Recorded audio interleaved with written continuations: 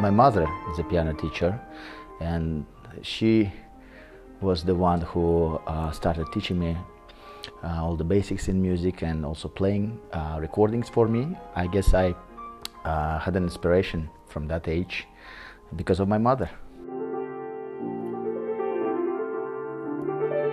I was very lucky because I had my mother at first, as a first teacher, then Tamara Popovic. She was very famous for working with kids, with talented kids, and giving them a foundation, technical foundation, and general understanding of music.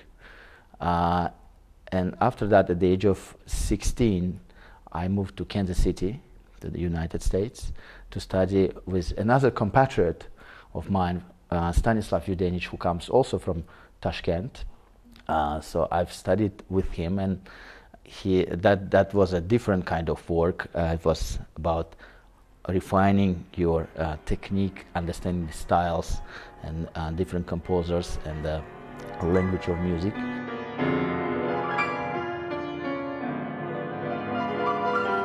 Being on stage, I feel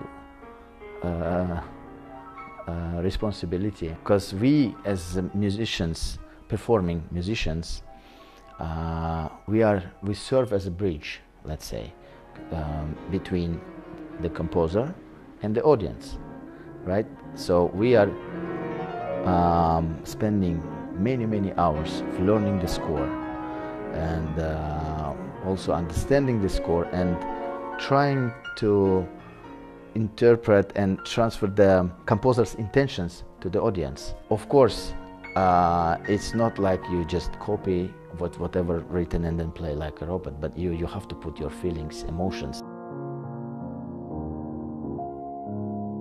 Any audience member who comes to the concert, even if they are not familiar with classical music, if they feel something, if I could awake some emotions in them, it's a success.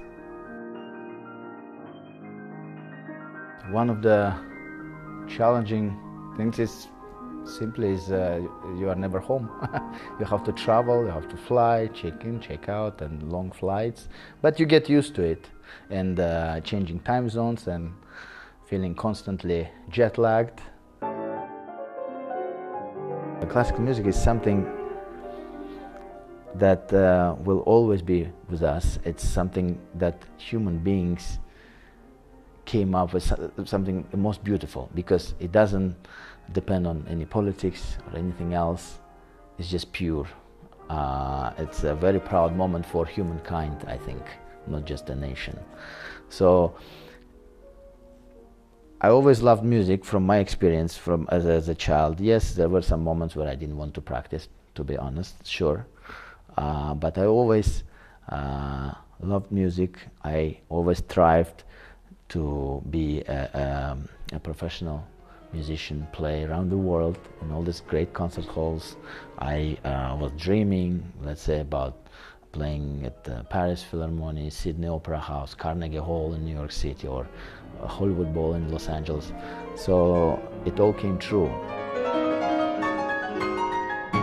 As a kid, I was always excited, around New Year's time. One of my favorite movies was Home Alone. There is a moment in the second part, Home Alone 2, in New York City. He meets this woman, and then she takes him, little Kevin, she takes him to some concert hall, a very beautiful concert hall, and then they listen to music, to a symphonic orchestra. And I always wondered, as a kid, I was wondering, what is this concert hall? It's so beautiful, so amazing. And it became a dream. One day I would like to perform on that stage. So I was, 24 years old, and I'm on stage of Carnegie Hall, and then it came to my mind, this was the Carnegie Hall. In New York City, the most famous concert hall in the world. So that dream, while I was 7 years old, came true.